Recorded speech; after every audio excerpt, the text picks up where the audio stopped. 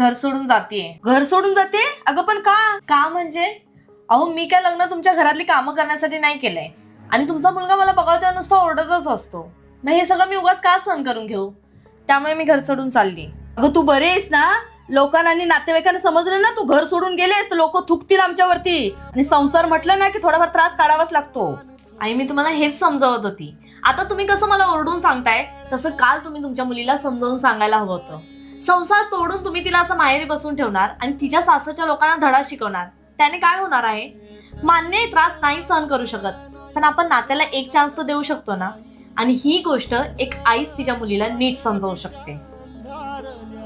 आणि हो, मी घर सोडून नाही जात आहे, कारण माझ्या आईने मला सांगितलं होतं संसार हा जिंकायचा असतो, तोडायचा नाही.